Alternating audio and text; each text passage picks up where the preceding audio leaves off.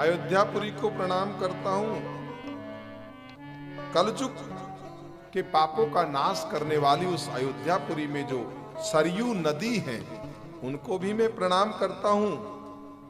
और वो बड़भागी पुरुष और सन्नारियां जो हैं उन अवधपुरी के सभी पुरुष और सन्नारियों को मैं प्रणाम करता हूं, जिनके ऊपर भगवान की प्रीति कम नहीं है, जो भगवान से हमेशा प्यार करते हैं और खुद भगवान श्री राघवेंद्र सरकार उनसे प्यार करते हैं। मैं उनको प्रणाम करता हूं।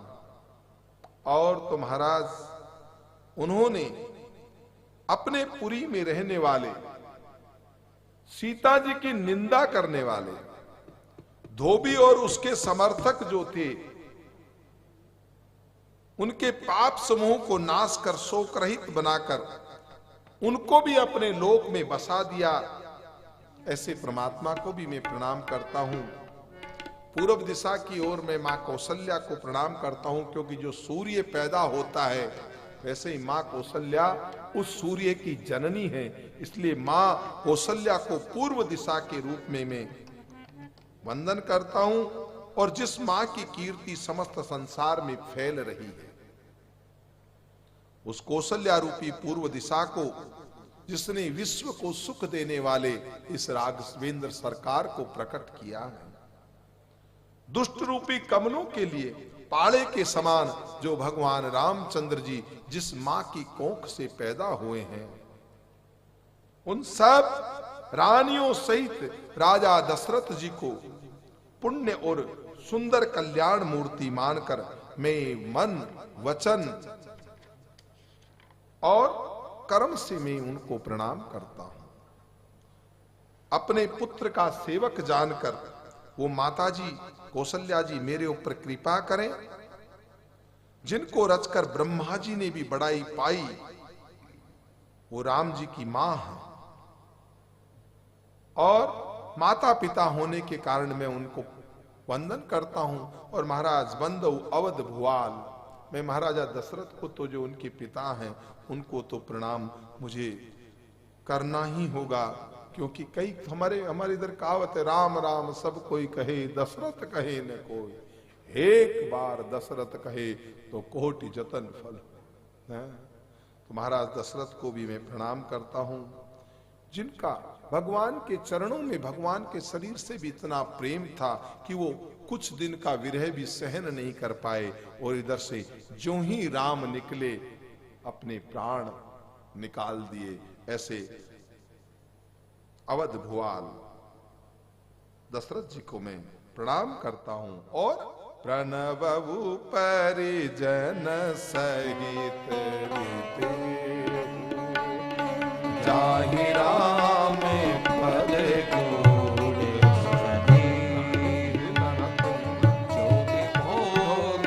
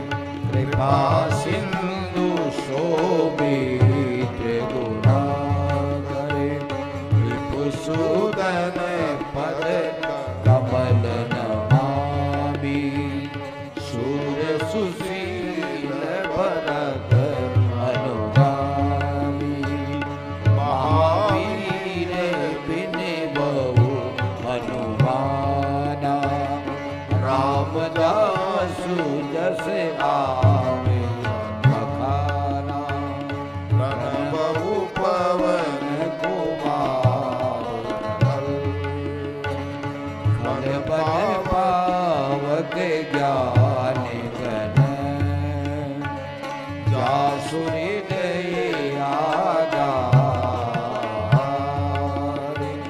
बस ही राम सर चावे रामचंद्र पद जय शरणम श्री रामचंद्र पद जय शरणम। मैं परिवार सहित अब अयोध्या से निकलकर जनकपुरी की तरफ जाता हूं। महाराज जनक को भी प्रणाम करता हूं। जनक जी भी विदेह राज शरीर में रहते हुए जनकस्य राजयोगी, राजा का कर्तव्य निभाते हुए भी पक्के योगी हैं। और तो और महाराज ज्ञान की पूजा होती है यहां, न भेष की पूजा होती है न सन्यास की पूजा होती है। सन्यासी गृहस्थियों के शिष्य भी होते हैं। यहां राजा जनक है, गृहस्थी है, लेकिन सुखदेव जी महाराज सन्यासी हैं। और जब जाकर व्यास जी को पूछा कि महाराज मेरा अंग अंग जला जा रहा है, तो उन्होंने कहा बेटा कुछ नहीं, तप बढ़ गया है। तो बोला पिताजी तप तो सर्वेशु अच्छा होता है ना, तप बोला नहीं, तप वही अच्छा होता है जो ज्ञान संयुक्त हो। बिना ज्ञान के किया गया तप फिर तो ये सारे दिन जिम में तपते ही रहते हैं बेचारे। अगर तप ही इतना महत्वपूर्ण होता तो वो देखते हैं गांव में कोई साइकिल वाला आता ना, वो कई 10 दिन तक साइकिल के ऊपर ही खाता है पीता है, नीचे नहीं उतरता, 10 दिन तक उस घेरे में घूमता रहता है, उसको भगवत प्राप्ति तो नहीं होती। अगर तप से ही भगवत प्राप्ति होती तो फिर ये नट जो बेचारे एक एक रस्से के ऊपर चलते हैं, क्या बैलेंस बना करके, कितनी तपस्या इन लोगों को करनी पड़ती है। तब से ही अगर ईश्वर प्राप्ति होती तो फिर ये सर्कस वाले इतने मदारी की तरह से खेल क्यों दिखाते हैं। कितनी कितनी साधनाएं उनको करनी पड़ती।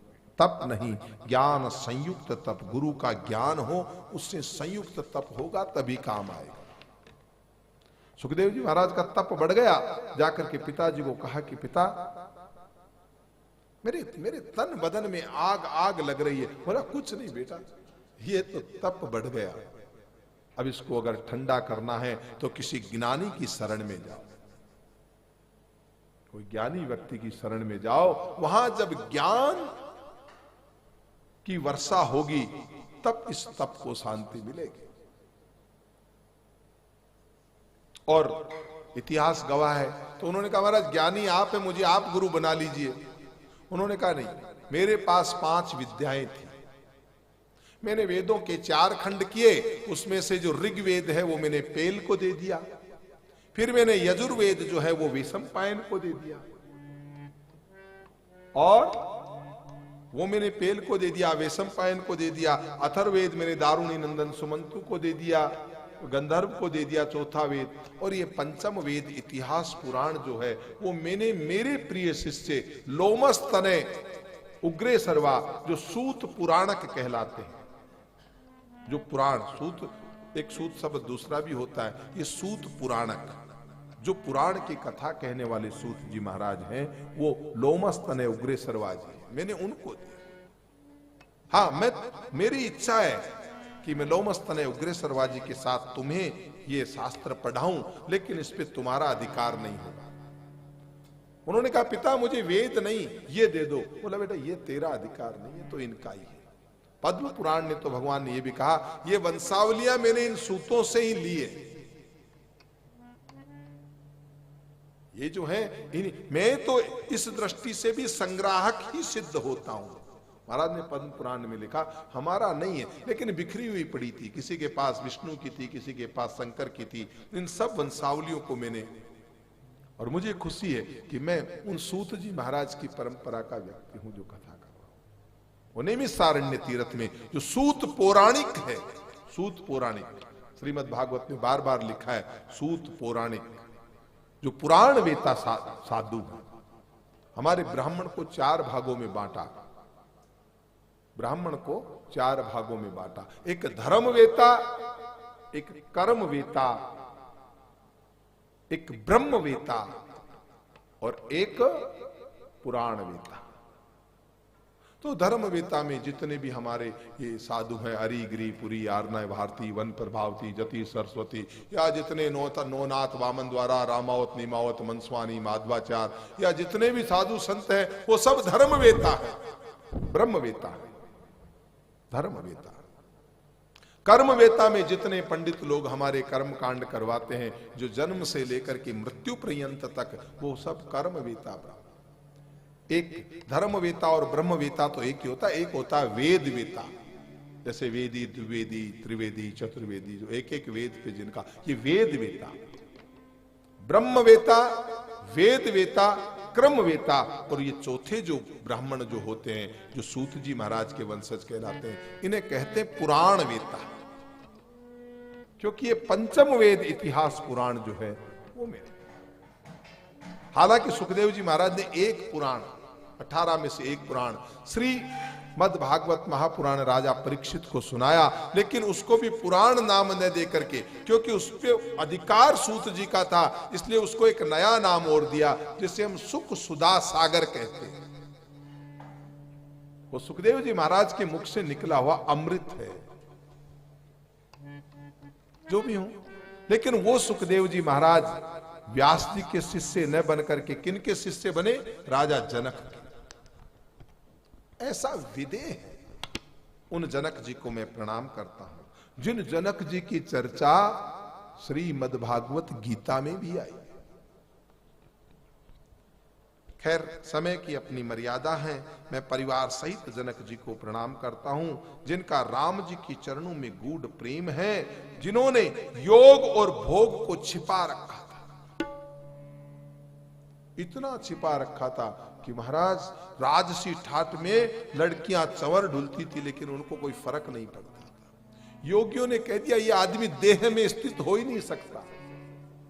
अरे कोई अनुकूल परिस्थिति में ब्रह्मचर्य पालन करें, क्या बड़ी बात है। जो परिस्थितियां बिल्कुल प्रतिकूल है, राजसी ठाट में रहना है, सब कुछ भोग सामग्री सामने रखी हुई है, और उसके बाद में जो अपने को स्थिर रखें, वो ब्रह्मचारी है। अब जंगल में जाके बैठ गया, बाबा जी कोई है ही नहीं, तो ब्रह्मचारी है ही है।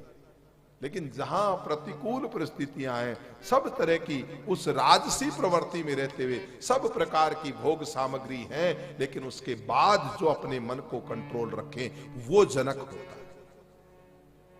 इसलिए कहा उनका नाम विदेह राज जनक है, यानी वो व्यक्ति देह में स्थित हो ही नहीं सकता। उनको मैं प्रणाम करता हूं।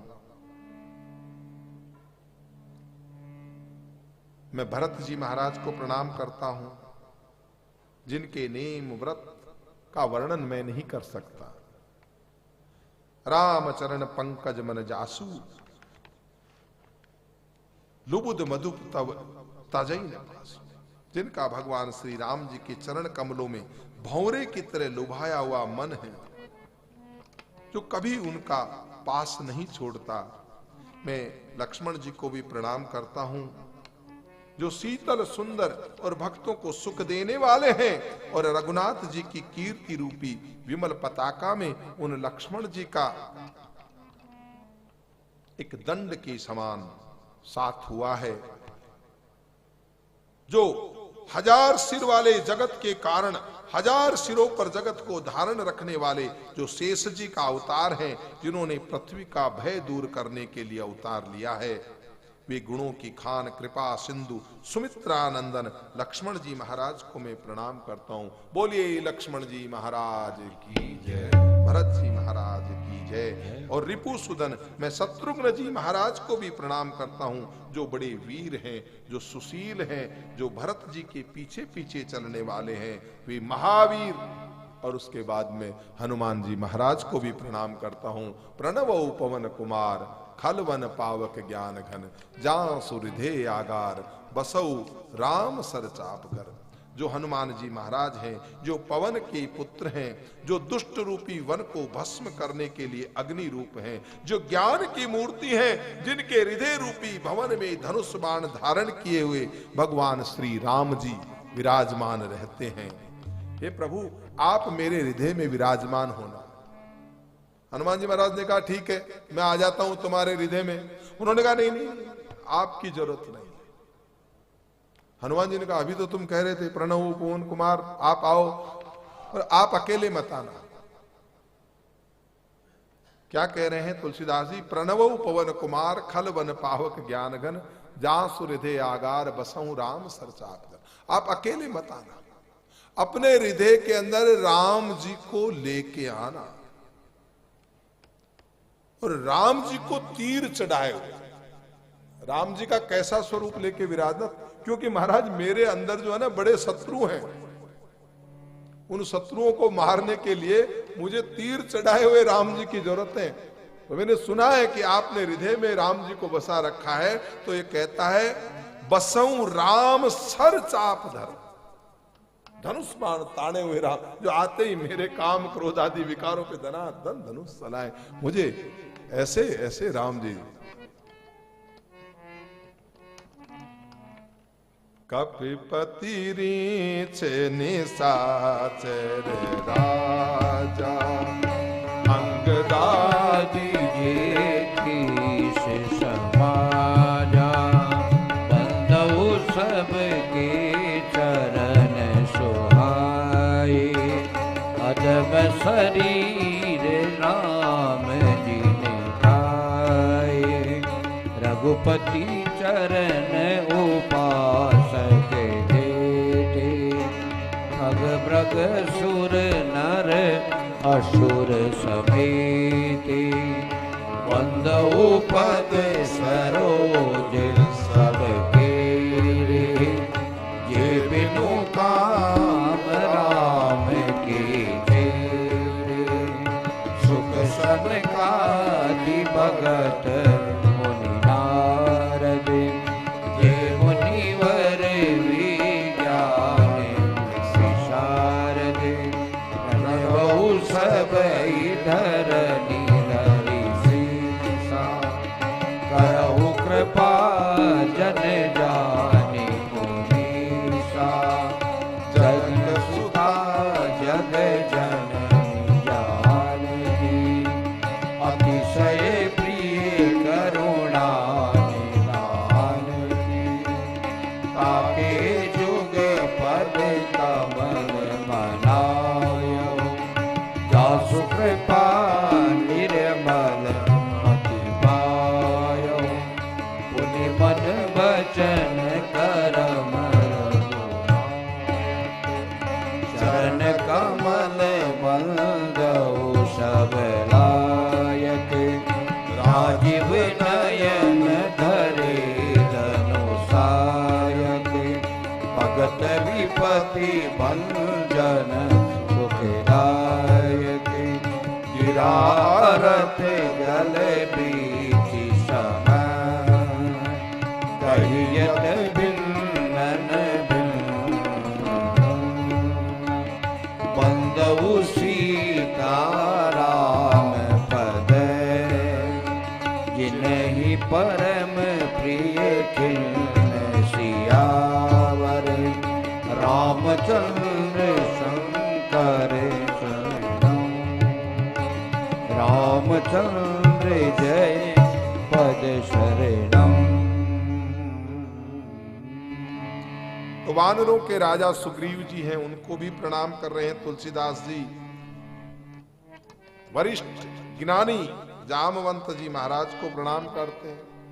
राक्षसों के राजा विभीषण जी को प्रणाम करते हैं, अंगद जी को प्रणाम करते हैं, समस्त वानरों को प्रणाम करते हैं, और सबके सुंदर चरणों की वंदना करते हुए कहते हैं कि जिन्होंने अधम पशु और राक्षसों का जीवन प्राप्त करने के बाद भी भगवान के चरणों का आश्रय लिया, इसलिए वो आज वंदनीय हो गए। ये प्रभु के चरण कमल के वंदन की महिमा है। पशु पक्षी देवता मनुष्य असुर जितने भगवान के चरणों के उपासक हैं, मैं उन सब के चरण कमलों की वंदना करता हूं। जो भगवान श्री राम जी के निष्काम सेवक हैं, उनके चरण कमलों की भी मैं वंदना करता हूं। सुखदेव जी महाराज को, सनकादि ऋषियों को, नारद मुनि को, जितने भक्त हैं, जितने परम ज्ञानी मुनि हैं, उन सब को, और इस धरती पर मैं सिर टेक करके उन सबको प्रणाम करता हूं। हे मुनीश्वरों, हे साधुओं, आप कृपा करके मुझको अपना दास जानिए, मेरे ऊपर आप कृपा कीजिए। राजा जनक की पुत्री जगत माता उद्भव स्थिति संहार कारणिम क्लेश हारणिम मां सीता को भी मैं पुनः एक बार प्रणाम करता हूं। जानकी जी के दोनों चरण कमलों को प्रणाम करता हूं, जिनकी कृपा से मैं बुद्धि पाऊं और फिर मैं मन वचन और कर्म से कमल नयन धनुष बाण धारी भक्तों की विपत्ति का नाश करने वाले और उन्हें सुख देने वाले भगवान श्री राम जी के सर्व समर्थ चरण कमलों की वंदना करता हूं, जो वाणी और उसके अर्थ और जल की लहर के समान कहने में अलग अलग हैं, पर वास्तव में एक ही हैं। उन सीता राम जी के चरणों का मैं वंदन करता हूं, जो दीन दुखी को बहुत ही प्रिय है, और प्रार्थना करता हूं क्या, दीन बंधु दीनानाथ भारी सुध लीजिए, दीन बंधु दीनानाथ भारी सुध लीजिए, दीन बंधु दीनानाथ भारी सुध लीजिए, दीन बंधु दीनानाथ भारी सुध लीजिए।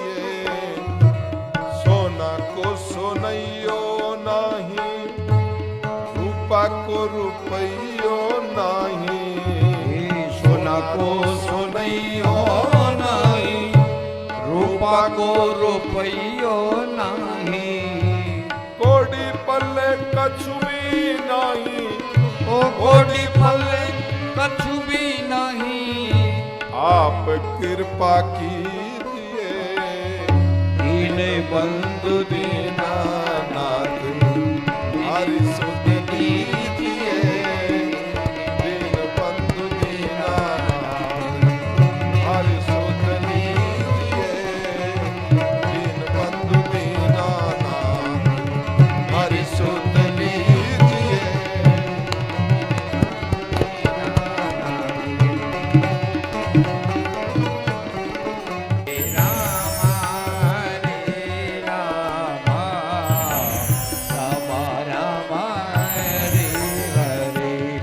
Hare